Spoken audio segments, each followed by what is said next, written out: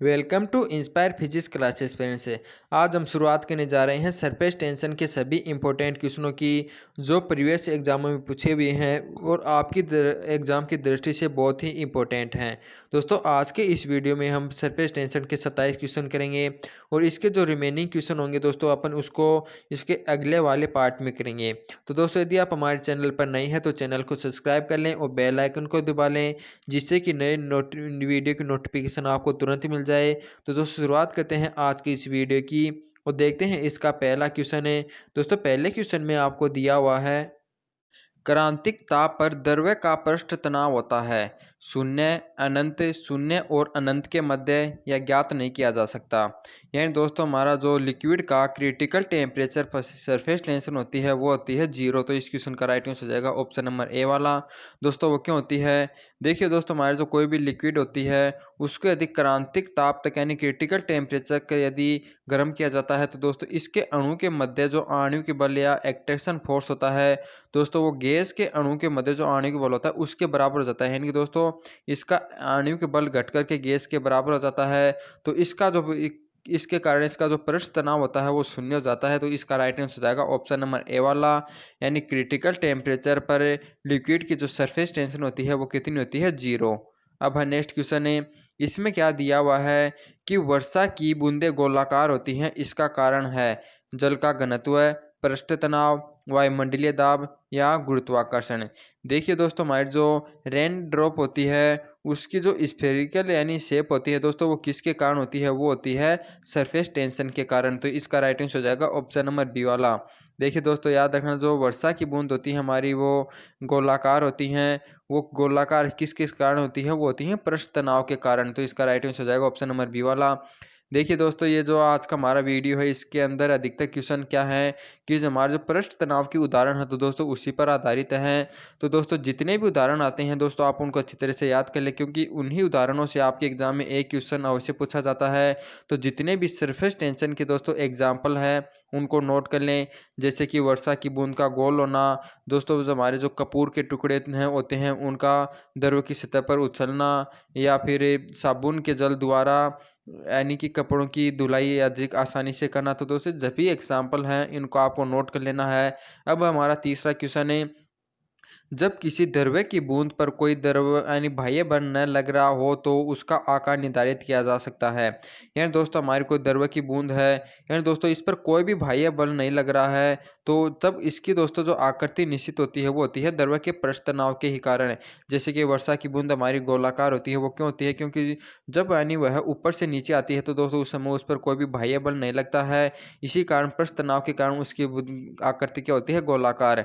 तो इस क्वेश्चन का राइट आंसर हो जाएगा ऑप्शन नंबर ए वाला। यानी कि जब किसी भी यानी बूंद पर यानी लिक्विड की बूंद है, ड्रॉप है, उस पर यदि एक्सटर्नल फोर्स लागू नहीं होता है तो उस समय दोस्तों इसका जो यानी आकृति होती है वो सरफेस टेंशन के कारण होती है। तो इसका राइट आंसर हो जाएगा ऑप्शन नंबर ए वाला। अब आपके लिए फोर्थ क्वेश्चन है। कपड़ों को साफ करने में साबुन सहायक होता है क्योंकि कि दोस्तों आपको बताना है कि जो कपड़ों को अपन साफ करते हैं तो यदि साबुन से साफ करते हैं तो अधिक आसानी से हो जाते हैं यानी सहायक होते हैं। क्यों? तो इसका राइट आंसर हो जाएगा ऑप्शन नंबर डी वाला। यानी यह विलयन का पृष्ठ तनाव कम कर देता है। देखिए दोस्तों हमारा कोई भी यानी लिक्विड है उसके अंदर दोस्तों अघुलनशील यानी अशुद्धि मिलाई जाती है, यानी जो इसके अंदर पूर्ण रूप से घुलनशील न हो तो दोस्तों वो क्या करती है कि इसका पृष्ठ तनाव को कम कर देती है। तो जैसे ही दोस्तों अपन जल के अंदर साबुन मिलाएंगे तो इसकी सरफेस टेंशन को वह डिक्रीज कर देगा, जिसके कारण क्या होता है कि वह इसे अपन कपड़े की धुलाई को आसानी से कर सकते हैं। तो इसका राइट आंसर हो जाएगा ऑप्शन नंबर डी वाला। अब आपके लिए नेक्स्ट क्वेश्चन पांचवा। जल की सतह पर एक सुई या पिन का तैरना इसका कारण है। देखिए दोस्तों हमारी जो जल की सतह होती है उस पर यदि अपन कोई भी सुई पिन या पिन रखते हैं तो दोस्तों वह नीचे नहीं डूबती बल्कि यानी कि इस पर ही तैरती रहती है। दोस्तों वो किसके कारण तैरती है? वो भी तैरती है पृष्ठ तनाव के कारण। दोस्तों ये एग्जाम्पल भी हमारा सरफेस टेंशन का है तो इसको भी नोट कर लें। क्योंकि दोस्तों हमारा सुई होती है उसका भार इतना नहीं होता है कि दोस्तों इसके यानी कि पृष्ठ तनाव के कारण दोस्तों सतह पर एक प्रत्यास्थ झिल्ली बन जाती है और जो हमारा सुई का भार होता है दोस्तों उसको पार नहीं कर पाता यानी इस झिल्ली को नहीं तोड़ पाता, यानी पृष्ठ तनाव का मान बहुत अधिक होता है जल का, इसी कारण जो सुई होती है वो नीचे नहीं डूब पाती। तो इसका राइट आंसर हो जाएगा ऑप्शन नंबर ए वाला यानी सरफेस टेंशन के कारण। अब आपके लिए नेक्स्ट क्वेश्चन है यानी छठवा। इसमें क्या दिया हुआ है कि भुजा एल के एक वर्गाकार फ्रेम को एक द्रव में डुबोया जाता है तो बाहर निकालने पर एक फिल्म बन जाती है, तो फ्रेम पर लगने वाला बल होगा। यानी दोस्तों आपको क्या दिया हो कि एक एल भुजा वाली दोस्तों एक वर्गाकार फ्रेम है, उसको किसी द्रव में से डुबोकर दोस्तों निकाला जाता है। दोस्तों इसके मध्य में दोस्तों हमारी जो एक जल की होती है वो फिल्म यानी फ्रेम बन जाती है। तो आपको बताना कि इसकी भुजाओं पर जो पृष्ठ तनाव होगा दोस्तों वो कितना होगा। देखिए दोस्तों पृष्ठ तनाव का जो यानी दोस्तों जो फोर्स लगेगा वो कितना होगा। दोस्तों पृष्ठ तनाव के कारण जो बल लगता है उसका फॉर्मूला होता है सरफेस टेंशन यानी दोस्तों टी इंटू में यानी कि इसकी जो भुजा की लंबाई होती है एल वो। तो दोस्तों यदि अपन इस भुजा के लिए देखते हैं तो एक सरफेस के कारण दोस्तों इस पर जो बल लगेगा एफ टी वो हो जाएगा टी इंटू एल। लेकिन दोस्तों याद रखना यानी कि ये वर्गाकार फ्रेम होती है, इसके अंदर यदि जल की दोस्तों हमारी जो फिल्म बनेगी तो उसकी दोस्तों दो सरफेस होती है यानी टू सरफेस यानी दोस्तों दो सतह होती हैं। तो इसके कारण दोस्तों एक सतह के बल कारण बल कितना लगेगा टी इंटू एल है। तो दो सतहों का दोस्तों बल कितना हो जाएगा टू टी एल। तो दोस्तों यदि एक भुजा पर यानी बल टू टी एल है, इस यानी कि दोस्तों यानी कि सभी भुजाओं का परिमाप कितना हो जाएगा हमारा फोर एल होता है। यानी कि दोस्तों एक भुजा पर यदि टू टी एल है तो चारों भुजाओं पर कितना हो जाएगा, इसको 4 से मल्टीप्लाई कर देंगे। तो दोस्तों यानी कि सभी यानी कि भुजाओं पर जो टोटल फोर्स हो जाएगा वो हो जाएगा हमारा 8 टी एल। तो इसका राइट आंसर हो जाएगा ऑप्शन नंबर सी वाला। दोस्तों ये थोड़ा आंख की क्वेश्चन है तो इसको अच्छी तरह से समझ लेना। इसका राइट आंसर हो जाएगा ऑप्शन नंबर सी। अब है नेक्स्ट क्वेश्चन है। नेक्स्ट क्वेश्चन में आपको क्या दिया हुआ है कि पृष्ठ तनाव का कारण होता है। यानी दोस्तों हमारी जो सरफेस टेंशन होती है वो यानी ड्यू टू होती है वो आपको बताना है। तो इसका राइट आंसर हो जाएगा ऑप्शन नंबर बी वाला यानी अणुओं के बीच सहसंजक बल के कारण। यानी दोस्तों सहसंजक बल क्या होता है कि ऐसा बल है जो एक ही पदार्थ के अणु के मध्य लगे दोस्तों वो तो है सहसंजक बल। और आसंजक बल क्या होता है कि मान लेते हैं दोस्तों हमारे दो अलग अलग लिक्विड हैं, तो इन दोनों लिक्विडों के मध्य जो अट्रैक्शन फोर्स होता है उसको आसंजक बल बोलते हैं। और एक ही पदार्थ के दो अणु के मध्य जो अट्रैक्शन फोर्स होता है उसके बोलते हैं सहसंजक बल। तो दोस्तों हमारा जो पृष्ठ तनाव होता है वो होता है सहसंजक बल के कारण, यानी एक ही पदार्थ के अणु के मध्य दोस्तों जो आणविक बल होता है यानी जो अट्रैक्शन फोर्स होता है उसी के कारण हमारा पृष्ठ तनाव उत्पन्न होता है। तो इसका राइट आंसर हो जाएगा ऑप्शन नंबर बी वाला। अब आपके लिए 8th क्वेश्चन है। इसमें क्या दिया हुआ है कि बरसाती परें मोम की परत चढ़ाने पर वह वाटरप्रूफ बन जाती है, इसका कारण है। यानी दोस्तों हमारा जो बरसाती कोट होता है यानी दोस्तों कोट भी बोलते हैं, हमारा जो रेन कोट यानी बरसाती होता है उस पर यदि दोस्तों मोम को यदि अपन परत चढ़ाते हैं तो वाटर प्रूफ बन जाता है। यानी कि दोस्तों इस पर वाटर की बूंदें नहीं ठहरती। दोस्तों वो किसके कारण होती है, क्योंकि दोस्तों इसके लिए सहसंजक बल का मान अधिक हो जाता है मोम की परत चढ़ाने पर। इसी के कारण इस पर जल की बूंद नहीं ठहरती यानी यह वाटर प्रूफ बन जाता है। क्योंकि दोस्तों यदि अपन मोम की परत चढ़ा देंगे तो यानी कि दोस्तों इस मोम का जो सहसंजक बल होता है वो बहुत अधिक होता है। यानी जो हमारा दर्व होता है और मोम होता है इनके अणु के मध्य अट्रैक्शन फोर्स यानी कि जो आसंजक बल होता है वो बहुत ही कम होता है। और जो हमारा इसका सहसंजक बल का मान होता है वो बहुत अधिक होता है। तो इस क्वेश्चन का राइट आंसर हो जाएगा ऑप्शन नंबर बी वाला। क्योंकि यदि कोट पर यदि मोम की अपन परत चढ़ा देंगे तो इसके सहसंजक बल का मान अधिक हो जाएगा और आसंजक बल का मान नगण्य होने के कारण यानी कि दर्व की बूंद होगी वो इस कोट पर नहीं ठहरेगी। तो इसका राइट आंसर हो जाएगा ऑप्शन नंबर बी। अब है नेक्स्ट क्वेश्चन है ताप के बढ़ने पर पृष्ठ तनाव।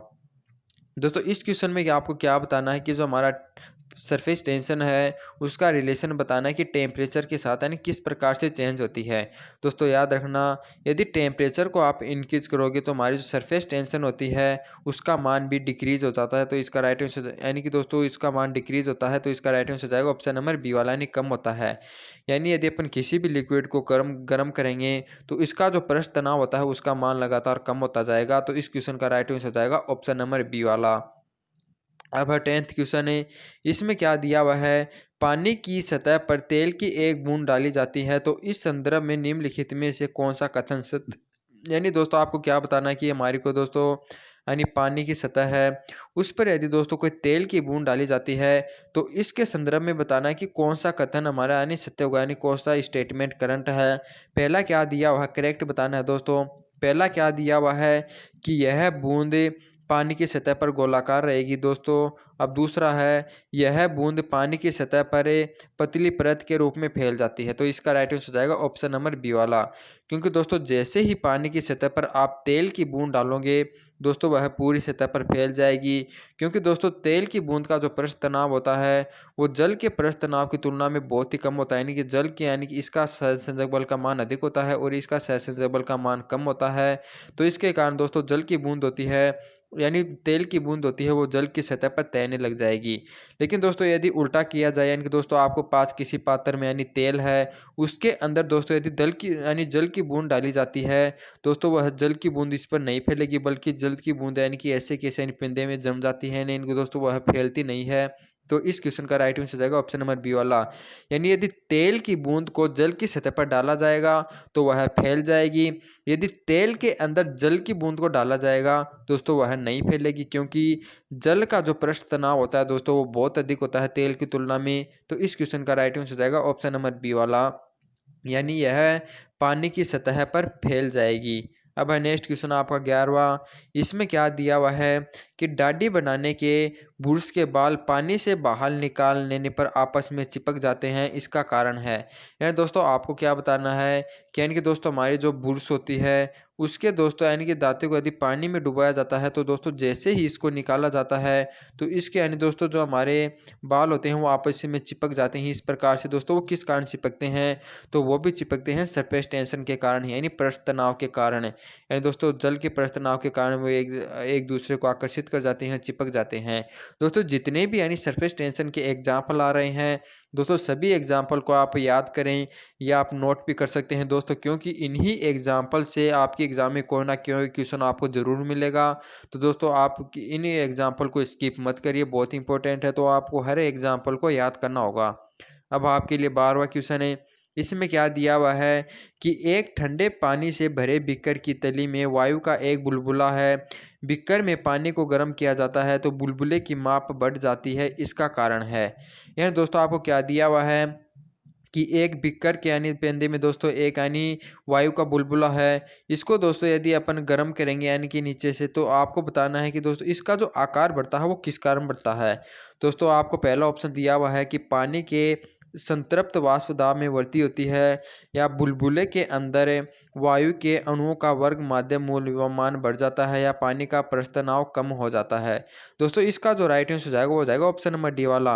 यानी दोस्तों क्योंकि तीनों ही यानी कथन सही है, क्योंकि दोस्तों हम जानते हैं यदि किसी अपन यानी दोस्तों टेम्परेचर बढ़ाते हैं तो दोस्तों यानी कि जो गैस के जो अणुओं का वर्ग माध्यम मूलमान होता है वो भी टेम्परेचर के साथ बढ़ता है, और दोस्तों इसका जो संतृप्त वाष्प दाब होती है उसके अंदर भी टेम्परेचर के साथ वृद्धि होती है, और दोस्तों हमारी जो सरफेस टेंशन होती है उसके अंदर यदि टेम्परेचर के साथ भी हम जानते हैं डिक्रीज होता है उसका मान है। तो इस प्रकार से इसका राइट आंसर हो जाएगा ऑप्शन नंबर डी वाला, यानी तीनों ही कारणों के कारण दोस्तों हमारा जो वायु का बुलबुला है इसका आकार बढ़ जाता है। तो इस क्वेश्चन का राइट आंसर हो जाएगा ऑप्शन नंबर डी।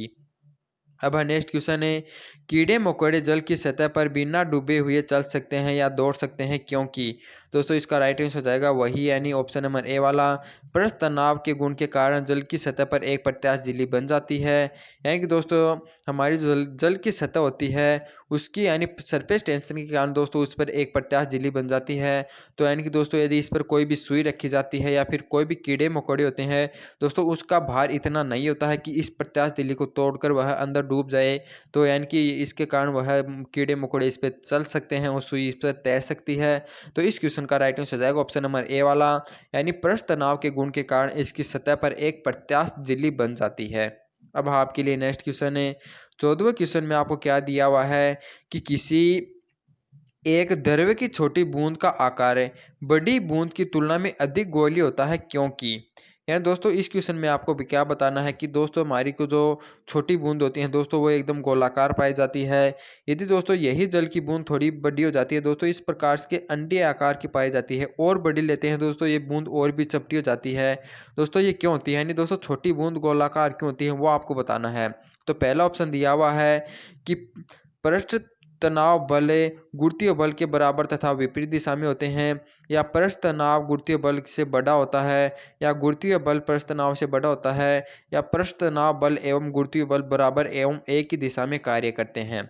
देखिए दोस्तों हमारी जो यदि छोटी बूंद होती है दोस्तों इसका भार कम होगा, और भार कम होने के कारण दोस्तों इसका जो सरफेस टेंशन के कारण जो बल होता है यानी पृष्ठ तनाव बल होता है वो गुरुत्वीय बल से बहुत अधिक होता है। इसी के कारण जो हमारी छोटी बूंद होती हैं दोस्तों उस पर यानी ज़्यादा इफेक्टिव कौन सा होता है, पृष्ठ तनाव बल होता है यानी सरफेस टेंशन जो फोर्स होता है दोस्तों वही ज़्यादा इफेक्टिव होता है, इसके कारण यह गोलाकार पाई जाती है, बल्कि इसके लिए जो गुरुत्वीय बल होता है दोस्तों छोटी बूंद के लिए नगण्य होता है। तो इस क्वेश्चन का राइट आंसर हो जाएगा ऑप्शन नंबर बी वाला, यानी पृष्ठ तनाव बल गुरुत्वीय बल से बड़ा होता है, इसी के कारण एक ही यानी द्रव की छोटी बूंद का यानी दोस्तों जो आकार होता है वो बड़ी बूंद की तुलना में अधिक गोलीय होता है। तो इस क्वेश्चन का राइट आंसर हो जाएगा ऑप्शन नंबर बी। अब 15वां क्वेश्चन है, तेल लगे कांच को पानी गीला नहीं करता क्योंकि।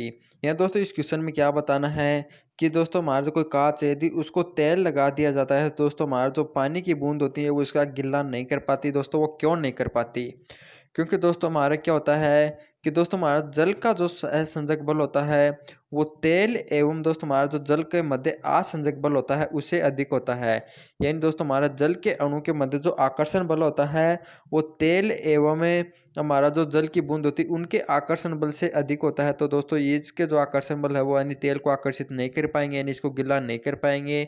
तो इसके कारण इसका राइट आंसर हो जाएगा ऑप्शन नंबर डी वाला, यानी पानी का सहसंजक बल पानी और तेल के अणु के मध्य असंजक बल से अधिक होता है। देखिए दोस्तों पहले ऑप्शन में आप क्या दिया हुआ है कि तेल का सहसंजक बल अधिक होता है तेल और कांच के मध्य असंजक बल के मध्य से।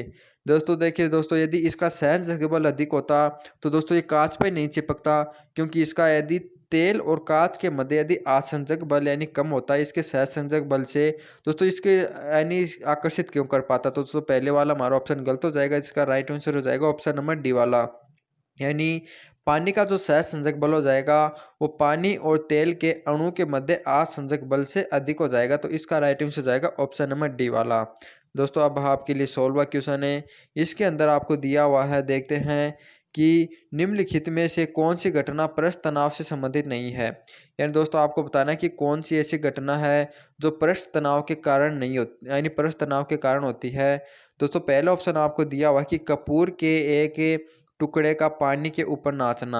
यानी दोस्तों जो एक कपूर का टुकड़ा होता है उसको यदि पानी की सतह पर छोड़ देते हैं दोस्तों यानी उसके ऊपर उछलने लगता है यानी कि इस पर नाचने लगता है। दोस्तों वो क्यों नाचता है? दोस्तों वह इसी कारण नाचता है यानी पृष्ठ तनाव के कारण है। दूसरा ऑप्शन है छोटी पारे की बूंद का स्वयं गोलाकार होना, यानी दोस्तों बूंद का गोलाकार होना भी हमारा पृष्ठ तनाव का उदाहरण है। और दोस्तों चौथा वो कारण है वो आपको दिया हुआ कि पारा कांच के पात्र को गिला नहीं कर पाता। दोस्तों ये भी हमारा पृष्ठ तनाव के कारण ही है, यानी कि दोस्तों हमारा जो पारा होता है वो कांच को गिला नहीं कर पाता, क्योंकि इनका जो आसंजक बल होता है दोस्तों वो कम होता है इसके सहसंजक बल से। और सी वाला ऑप्शन क्या दिया हुआ है, किसी चम्मच से घूमने पर यानी कि किसी चम्मच से घूमने पर द्रव्य में उत्पन्न भंवर रूपी गति का कुछ समय पश्चात यानी स्थिर हो जाता ना। यानी दोस्तों हमारा यदि कोई द्रव्य को घुमाया जाता है दोस्तों यानी कि जो इसके अंदर भंवर रूपी यानी दोस्तों गति होती है यानी गोलाकार गति होती है वो कुछ समय पश्चात रुक जाती है। वो क्यों रुकती है? दोस्तों ये जो उदाहरण है ये पृष्ठ तनाव का नहीं है दोस्तों, ये उदाहरण है श्यानता का, क्योंकि श्यानता के कारण दोस्तों यानी कि जो हमारी भंवर धाराएं होती हैं उनकी गति रुक जाती है। तो इस क्वेश्चन का राइट आंसर हो जाएगा ऑप्शन नंबर सी वाला, यानी दोस्तों यानी सी वाली जो घटना दी हुई है वो पृष्ठ तनाव से संबंधित नहीं है। तो इस क्वेश्चन का राइट आंसर हो जाएगा ऑप्शन नंबर सी। अब 17वां क्वेश्चन है, कांच की केस नली में द्रव्य की यानी द्रव्य पृष्ठ की आकृति निर्भर करती है।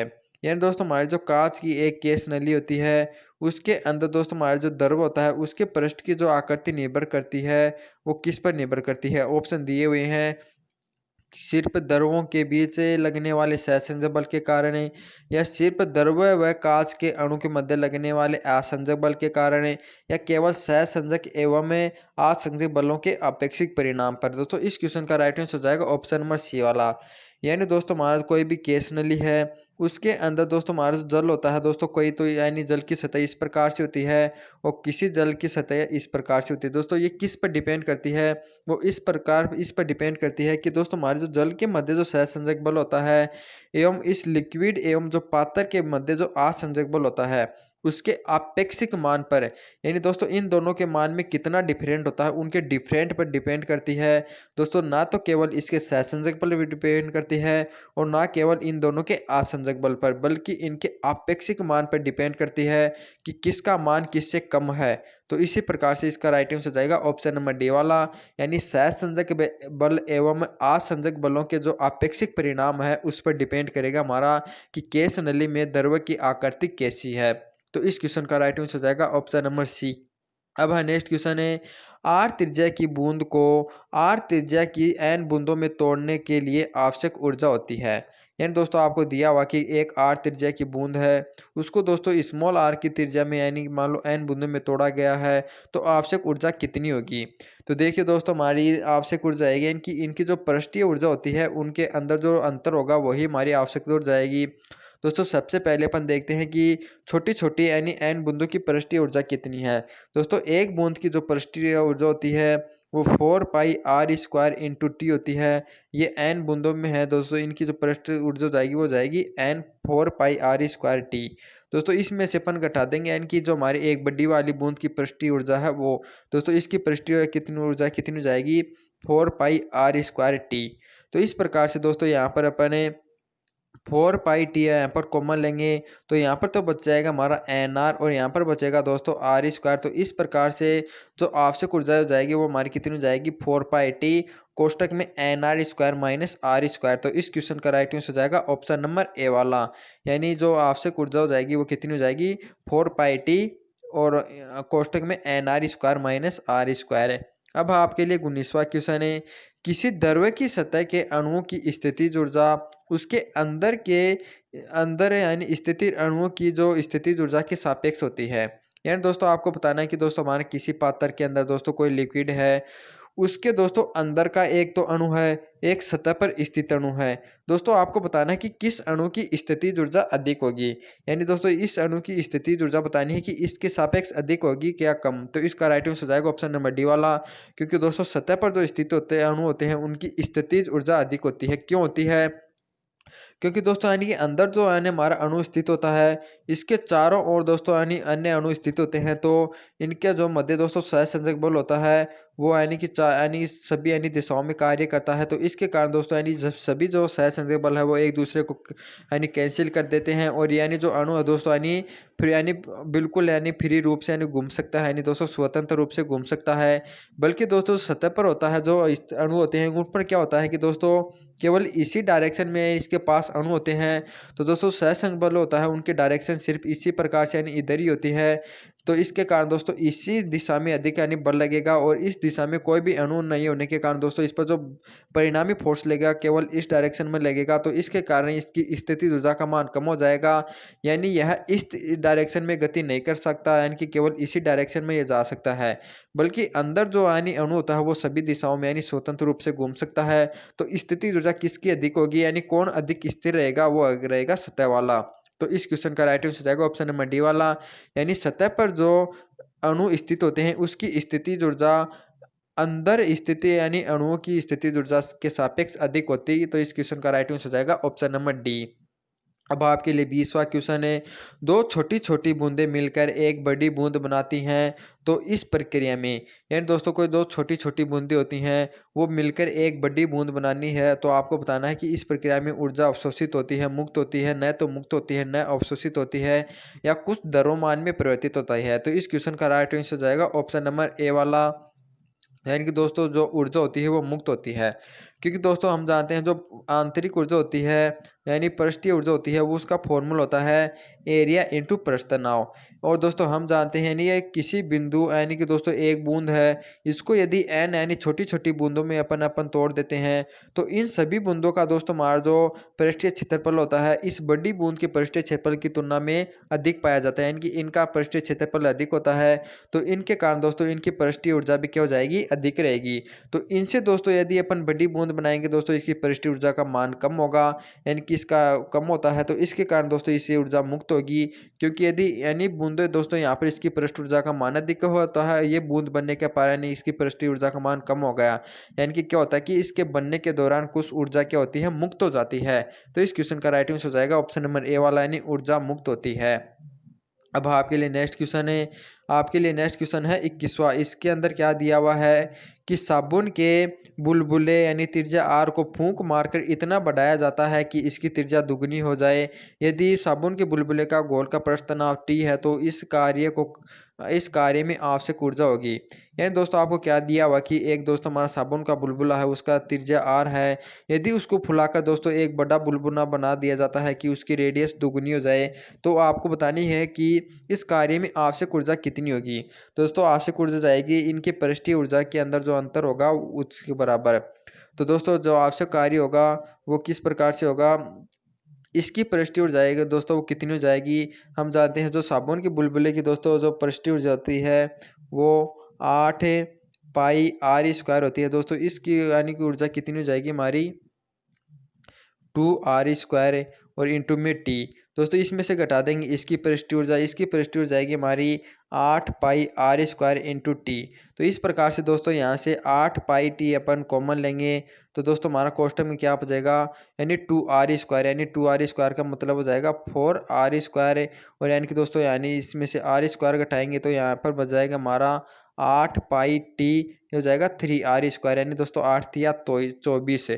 तो इस क्वेश्चन का राइट आंसर हो जाएगा ऑप्शन नंबर डी वाला, यानी 24 पाई r² टी इसका हो जाएगा राइट आंसर। यानी यदि दोस्तों हमारा कोई बुलबुला है उसको फुलाकर यदि इसकी रेडियस को 2 गुना कर दिया जाता है तो जो आवश्यक ऊर्जा का मान होगा वो कितना हो जाएगा, ऑप्शन नंबर डी वाला। यानी इसकी पृष्ठीय ऊर्जा होती है उसमें से इसकी पृष्ठीय ऊर्जा को घटा देंगे तो हमारी दोस्तों जो हमारी आवश्यक एनर्जी होती है इसका मान निकल कर आ जाएगा, वो हो जाएगा 24 पाई r² टी। अब आपके लिए 22वां क्वेश्चन है। इसमें क्या दिया हुआ है कि आर त्रिज्या के साबुन के बुलबुलों को बनाने में किया गया कार्य होगा। यानी दोस्तों हमारा कोई एक यानी बुलबुला बनाना है हमें आर रेडियस का, तो बताना है कि कितना कार्य किया जाएगा। तो दोस्तों यानी कि अपन जानते हैं साबुन के बुलबुले के लिए जो यानी कि ऊर्जा होती है यानी कि होता है वो होता है हमारा 8 पाई r² टी होता है। तो इस क्वेश्चन का राइट आंसर हो जाएगा ऑप्शन नंबर ए वाला। यानी दोस्तों शुरुआत में यानी कोई भी नहीं थी, यानी कि यदि अपन शुरुआत से ही आर रेडियस के अपन बुलबुला बना रहे हैं तो उसके लिए जो आवश्यक कार्य होगा यानी इसकी पृष्ठीय हो जाएगी वो जाएगी पाई r² टी। तो इस क्वेश्चन का राइट आंसर जाएगा ऑप्शन नंबर ए। अब है 23वां क्वेश्चन है। यदि दो सर्व समान पारे की बूंदें मिलकर एक बूंद का निर्माण करती हैं तो इसका ताप है। यानी दोस्तों आपको बताना है कि दो यानी सर्व समान यानी दोस्तों साबुन की बूंदें हैं वो मिलकर दोस्तों एक बूंद बना रही हैं तो इसका टेम्परेचर आपको बताना है कि बढ़ेगा घटेगा या अपरिवर्तित रहेगा। दोस्तों इस क्वेश्चन का राइट आंसर जाएगा ऑप्शन नंबर बी वाला, यानी दोस्तों बढ़ता है। क्योंकि हम जानते हैं कि दोस्तों हमारी जो छोटी बूंदें होती हैं उनकी पृष्ठीय ऊर्जा होती है दोस्तों वह यानी बड़ी बूंद की तुलना में अधिक होती है। दोस्तों यानी दो छोटी बूंदों से एक बड़ी बूंद नहीं बन रही है तो दोस्तों इसकी पृष्ठीय ऊर्जा का मान यानी कम हो जाता है। यानी कि दोस्तों कुछ एनर्जी यानी बाहर निकलनी चाहिए।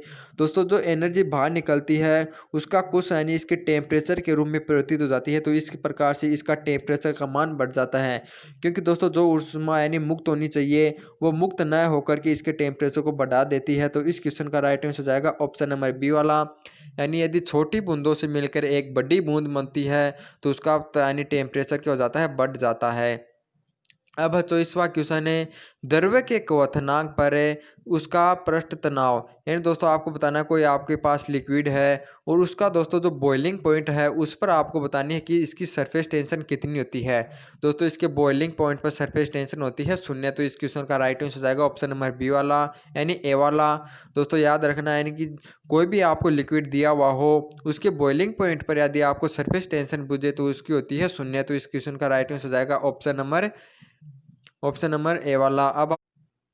अब 25वां क्वेश्चन है। एक छोटी बूंद और एक बड़ी बूंद की ऊर्जाओं का अनुपात होगा यदि 1000 समान छोटी बूंदें मिलाकर के एक बड़ी बूंद बनाई जाती है। यानी दोस्तों आपको बताना है कि दोस्तों हमारे जो 1000 यानी दोस्तों इसकी 1000 यानी दोस्तों स्मॉल ड्रॉप्स हैं उनसे दोस्तों मिलाकर के एक ड्रॉप बनाई जाती है यानी एक बड़ी बूंद बनाई जाती है। तो दोस्तों आपको बताना है कि एक यानी छोटी ड्रॉप एवं एक बड़ी ड्रॉप की जो एनर्जी का रेशियो होगा वो कितना होगा। यानी दोस्तों इनकी ऊर्जाओं का अनुपात बताना है कितना होगा। तो दोस्तों सबसे पहले आपको पता होना चाहिए यानी यदि अपन एन यानी छोटी बूंदों से मिलकर एक बड़ी बूंद बनाते हैं तो बड़ी बूंद की जो त्रिज्या होती है वो n की पावर 1/3 आर होती है, यानी दोस्तों इसकी जो रेडियस होती है उसका n की पावर 1/3 यानी टाइम्स अधिक होती है। तो इस यानी प्रॉपर्टी का दोस्तों यूज़ करके अपन इनकी ऊर्जाओं का अनुपात निकाल सकते हैं। यानी दोस्तों हमारा जो छोटी बूंद की ऊर्जा होगी उसका फॉर्मूला ये होता है 4 पाई आर स्क्वायर टी। तो दोस्तों हमारी बड़ी बूंद की त्रिज्या कितनी हो जाएगी 4 पाई आर स्क्वायर टी। ये हो जाएगा दोस्तों इनकी ऊर्जाओं का अनुपात है। तो यदि अपन निकालेंगे दोस्तों यहाँ पर आ जाएगा कैपिटल आर, क्योंकि यानी बड़ी बूंद की त्रिज्या है नीचे। तो 4 से 4 कैंसिल हो जाएगा, पाई से पाई, टी से टी। यानी दोस्तों इनका रेशियो किसके बराबर हो जाएगा आर स्क्वायर अपॉन में कैपिटल आर स्क्वायर है। दोस्तों मैंने आपको बताया था कि जो आर का मान होता है वो n की पावर 1/3 इंटू आर होता है। तो यदि अपन यहाँ पर इसको रखेंगे तो n की पावर 1/3 इंटू आर और हमें इसकी दी हुई है स्क्वायर है। तो दोस्तों इसको आगे सोल्व करोगे तो आपको प्राप्त होगा आर स्क्वायर अपॉन में n की पावर दोस्तों 2/3 हो जाएगा और बाहर हो जाएगा आर स्क्वायर। तो आर स्क्वायर कैंसिल हो जाएगा, इज इक्वल टू में बच जाएगा 1 अपॉन में n की पावर 2/3। दोस्तों यहाँ पर n का मान आपको कितना दिया हुआ है 1000। तो n की जगह पर रख देते हैं 1000। तो दोस्तों 1000 की पावर यदि अपन 2/3 करते हैं तो हमारे को प्राप्त होता है 100। यानी 1000 का पहले तो अपन यानी कि इसका यानी कि घनमूल करेंगे तो हमारा 10 प्राप्त हो जाएगा। और 10 का यदि दोस्तों अपन वर्ग करेंगे तो 100 प्राप्त हो जाएगा। तो इस प्रकार से इसका रेशियो जाएगा 1:100। तो इस क्वेश्चन का राइट आंसर हो जाएगा ऑप्शन नंबर डी। अब 26वां क्वेश्चन है, पृष्ठीय तनाव का गुण पाया जाता है। यानी दोस्तों इस क्वेश्चन में आपको बताना है कि जो हमारा जो सरफेस टेंशन की प्रॉपर्टी पाई जाती है वो दोस्तों किसके अंदर पाई जाती है। तो आपको ऑप्शन दिए हुए हैं ठोस, द्रव, गैस, या केवल द्रव में, या केवल गैस में, या केवल ठोस में। इसका राइट आंसर हो जाएगा ऑप्शन नंबर बी वाला। यानी दोस्तों हमारी जो सरफेस टेंशन की प्रॉपर्टी पाई जाती है वो केवल लिक्विड में पाई जाती है, यानी गैस एवं ठोस में नहीं पाई जाती। तो इस क्वेश्चन का राइट आंसर हो जाएगा ऑप्शन नंबर बी। अब आपके लिए आज का अंतिम क्वेश्चन 27वां, पृष्ठ तनाव की विमा होती है। यानी दोस्तों आपको बताने की जो सरफेस टेंशन की जो डायमेंशन होती है वो कौन सी होगी।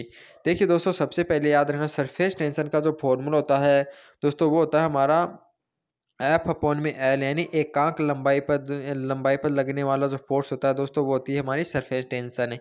तो दोस्तों यदि अपन इसका जो अपन डायमेंशन निकालेंगे तो हमारी जो फोर्स की डायमेंशन होती है M1 L1 T-2। इसको यदि दोस्तों यानी कि एल यानी L1 से डिवाइड करेंगे तो हमारी पृष्ठ तनाव की विमा निकल कर आ जाएगी, वो जाएगी हमारी M1 L0 T-2। तो इस क्वेश्चन का राइट आंसर हो जाएगा ऑप्शन नंबर सी वाला, यानी ML0 T-2। दोस्तों इसी के साथ हमारा आज का वीडियो कंप्लीट होता है। आज के क्वेश्चन आपको कैसे लगे दोस्तों कमेंट करके ज़रूर बताइएगा, और दोस्तों वीडियो को लाइक करें और ज़्यादा से शेयर करें दोस्तों, इसके अंदर कंजूसी नहीं होनी चाहिए। और दोस्तों यदि आपको हमारे क्वेश्चन अच्छे लगे हों तो दोस्तों यदि चैनल को सब्सक्राइब नहीं करके रखा तो चैनल को भी सब्सक्राइब कर लें। और हम आपको मिलेंगे दोस्तों अगले वीडियो में ऐसे ही अच्छे अच्छे क्वेश्चनों के साथ है। दोस्तों हमारी सरफेस टेंशन के और भी यानी बहुत सारे क्वेश्चन हैं तो उनको अगले वीडियो में करेंगे रिमेन क्वेश्चन को। तो जब तक आप दोस्तों अपनी पढ़ाई को रेगुलर रखें। जय हिंद दोस्तों।